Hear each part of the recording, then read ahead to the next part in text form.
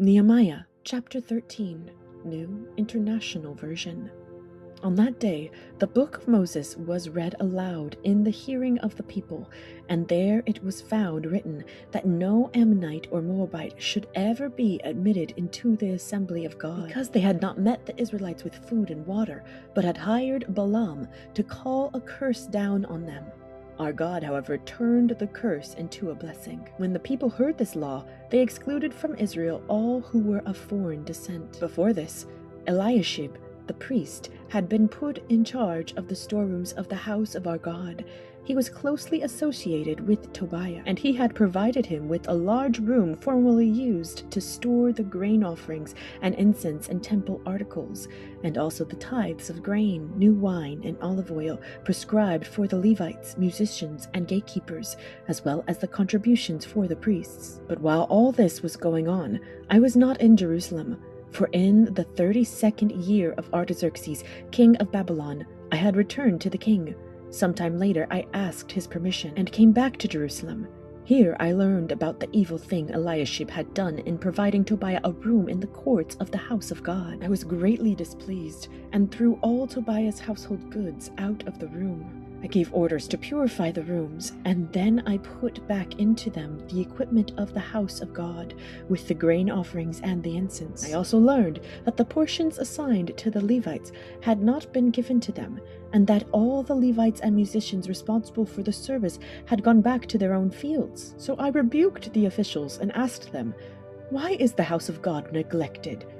Then I called them together and stationed them at their posts. All Judah brought the tithes of grain, new wine, and olive oil into the storerooms. I put Shelemiah the priest, Zadok the scribe, and a Levite named Pedaiah in charge of the storerooms, and made Hanan, son of Zakkur, the son of Mattaniah, their assistant, because they were considered trustworthy. They were made responsible for distributing the supplies to their fellow Levites. Remember me for this, my God, and do not blot out what I have so faithfully done for the house of my God and its services. In those days I saw people in Judah treading wine presses on the Sabbath and bringing in grain and loading it on donkeys, together with wine, grapes, figs, and all other kinds of loads. And they were bringing all this into Jerusalem on the Sabbath. Therefore I warned them against selling food on that day. People from Tyre who lived in Jerusalem were bringing in fish and all kinds of merchandise and selling them in Jerusalem on the Sabbath to the people of Judah. I rebuked the nobles of Judah and said to them, "What is this wicked thing you are doing, desecrating the Sabbath day? Didn't your ancestors do the same things, so that our God brought all this calamity on us and on this city? Now you are stirring up more wrath against Israel by desecrating the Sabbath." When evening shadows fell on the gates of Jerusalem before the Sabbath, I ordered the doors to be shut and not opened until the Sabbath was over.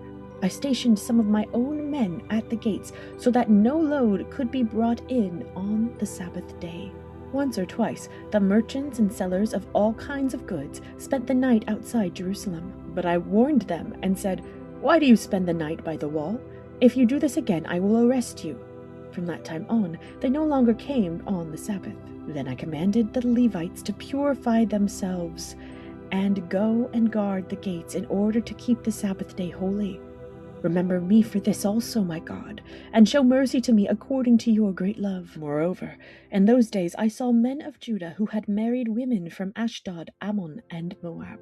Half of their children spoke the language of Ashdod, or the language of one of the other peoples, and did not know how to speak the language of Judah. I rebuked them and called curses down on them. I beat some of the men and pulled out their hair. I made them take an oath in God's name and said, "You are not to give your daughters in marriage to their sons, nor are you to take their daughters in marriage for your sons or for yourselves. Was it not because of marriages like these that Solomon, king of Israel, sinned? Among the many nations there was no king like him. He was loved by his God, and God made him king over all Israel. But even he was led into sin by foreign women. Must we hear now that you too are doing all this terrible wickedness and are being unfaithful to our God by marrying foreign women?" One of the sons of Joiada, son of Eliashib the high priest, was son-in-law to Sanballat the Horonite, and I drove him away from me. Remember them, my God, because they defiled the priestly office and the covenant of the priesthood and of the Levites. So I purified the priests and the Levites of everything foreign and assigned them duties, each to his own task. I also made provision for contributions of wood at designated times and for the firstfruits. Remember me with favor, my God.